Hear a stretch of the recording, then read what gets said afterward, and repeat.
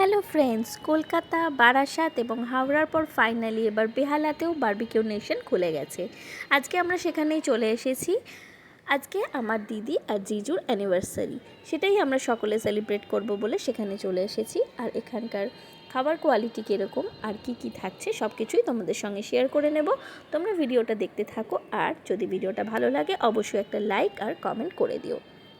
ফার্স্টেই তোমাদের সঙ্গে লোকেশানটা একটু শেয়ার করে নিই। এটা Behala MP Birla foundation higher secondary স্কুলের অপোজিটে বাজার কলকাতার ঠিক ওপরেই খুলেছে।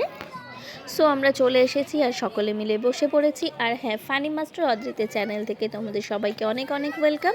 আশা করি তোমরা সকলেই খুব ভালো আছো, আর তোমাদের ছোট্ট অদ্রিতও খুব ভালো আছে। অদ্রিত তার বনু ভাইকে নিয়ে চলে এসেছে, আর দেখো ভাই আর বনু বসে পড়েছে পাশাপাশি, দুজনে মিলে একটুখানি কথা বলছে। এবার ওরা তো এসেছে, এবার ওরা খাবে, তাই জন্য আঙ্কেলদের বলছে আঙ্কেল দাও আঙ্কেল দাও। আর এখানে হচ্ছে ফটোশ্যুট, যেহেতু কাপলদের আজকে অ্যানিভার্সারি, তো তারা একটু ফটো তো তুলবেই। আর এইদিকে চলছে এদের দুষ্টুমি, আর এদের প্লেটে চলে এসছে ফ্রেঞ্চ ফ্রাই। ওয়াও, খাও খাও খাও খাও খাও।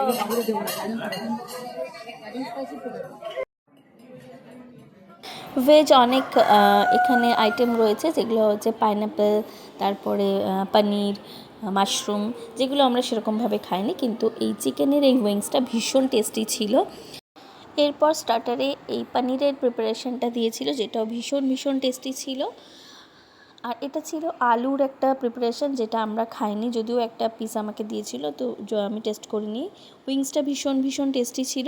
ফিশের একটা আইটেম ছিল, ফিশ টিক্কা টাইপের, সেটা ভীষণ ভালো লেগেছে। ফিশের একটা স্মল ফ্রাই মতন ছিল। এই ফিশটা ভীষণ ভীষণ টেস্টি লেগেছে, আমার ভীষণ টেস্টি লেগেছে। আর কর্নের এই আইটেমটা তো প্রত্যেকবারই ভালো লাগে, সেটা নতুন করে বলার কিছুই নেই। এটাও একটা চিকেনের প্রিপারেশন ছিল, যেটা ভীষণ ভালো লেগেছে। তারপরে চলে এসেছে প্রনের এই আইটেমটাও আমার ভীষণ খেতে ভালো লেগেছে, তবে একটু স্পাইসি ছিল। যারা স্পাইসিটা অ্যাভয়েড করো তারা একটু বললে ওরা এটা ব্যালেন্স করে দেবে, তাতে কোনোই প্রবলেম নেই।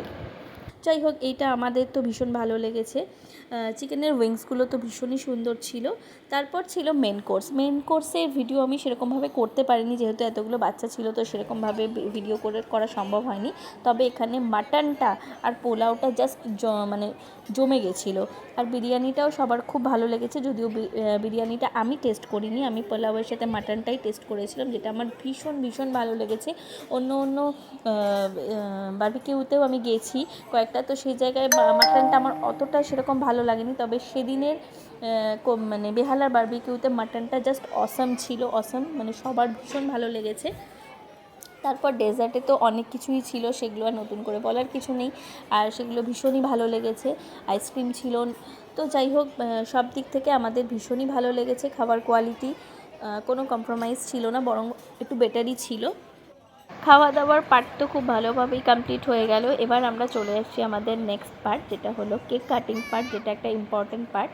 তো যাই হোক, কাপলদের জন্য সুন্দর কেক একটা চলে এসেছে। বারবিকিউ থেকেও একটা কেক দেওয়া হয়েছিল, আর এই কেকটা বাড়ি থেকেই আনা হয়েছিল, ওদেরই কেউ একজন আত্মীয় এটা দিয়েছে। তো যাই হোক, কেক কাটিং চলছে, সবাই উইশও করছে।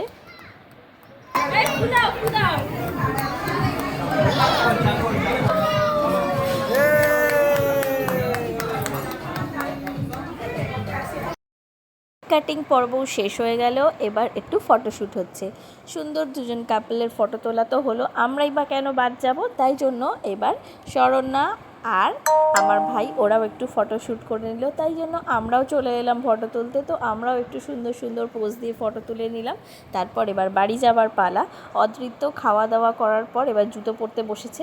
বারবিকিউ নেশন তখন প্রায় ফাঁকা, 12টা প্রায় বাজতে যায়। আর এখানে যেহেতু বার্থডে হচ্ছিল, তাই ওই দিকটাতে কয়েকজন লোক ছিল।